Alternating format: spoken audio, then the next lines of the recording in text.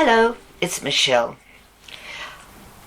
Today I want to talk about the wisdom of age. I do a fair few public speaking engagements, and this is my main topic because I see so much talent and so much wisdom in the audience, but it's the 50 pluses that have got this, not the younger ones underneath. And I see that you're sitting there and you're not doing anything because you think society doesn't want you.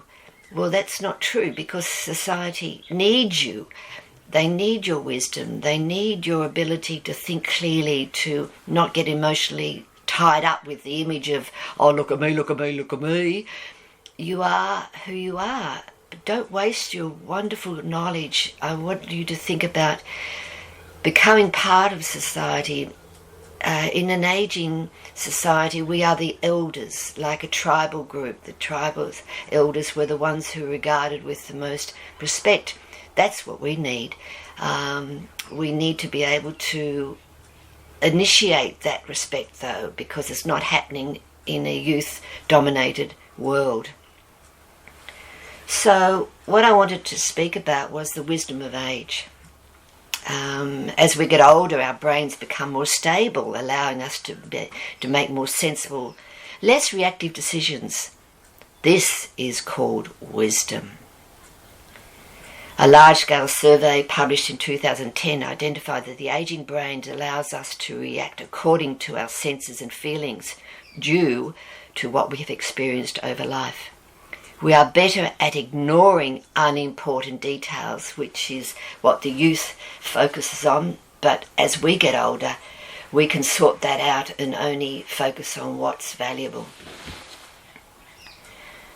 The youth thinking relies on formal logic and uses predetermined and problem-solving skills based on what they are taught to think, how they're taught to feel, and these are based on facts and details that they have learnt from someone else because they haven't got the experiences. The youth react quickly to changing situations. Their brains are faster and can hold memory longer than an aging brain because they're not full of life. They're just partly full with other people's knowledge. They're trying to learn themselves and find their identity. But us, the aging population, have already done it, and we are valuable.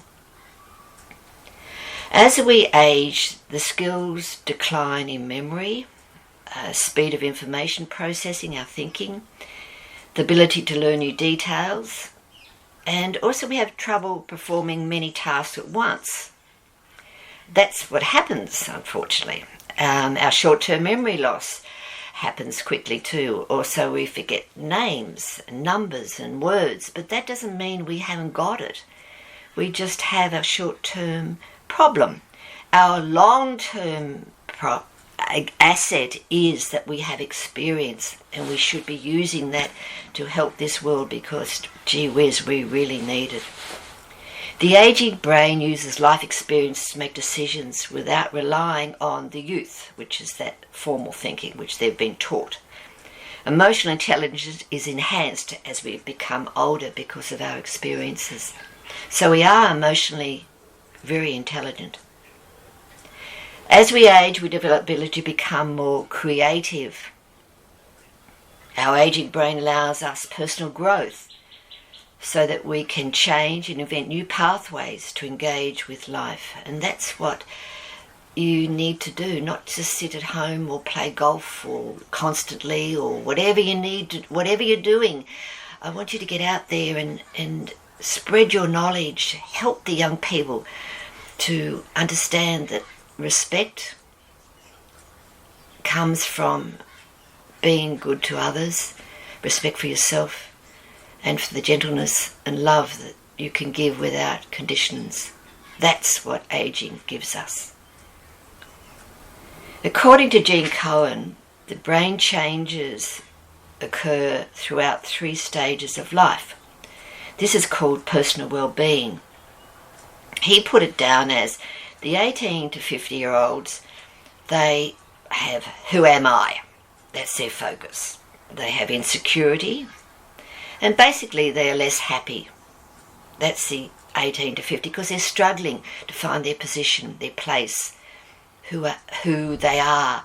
Am I good enough? Am I better than them? Or am I prettier or more handsome? It's all about them and trying to find themselves.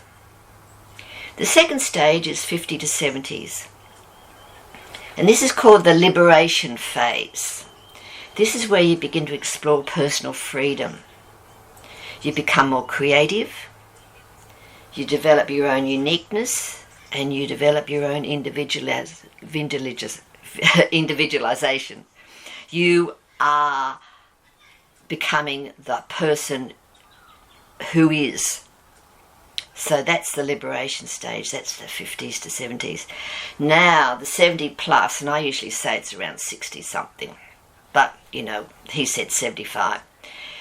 We call the encore phase. This is based on our knowledge and experience. And this is where we can share to motivate and inspire others. Now, I don't want you to wait till 75 to get there. I want you to start earlier, and say 60s, and really start to share your knowledge with others, to inspire people. Don't just focus on yourselves, but get out there and do things and share and let people know the wisdom that you have within you and that it is you. So, really, to summarise, ageing gives us the potential to live a life of purpose, one that is worthy of being proud of, the one that you are proud of. We are never too old to achieve. Ageing individuals are so important in creating a well-balanced society, and boy, do we need you right now.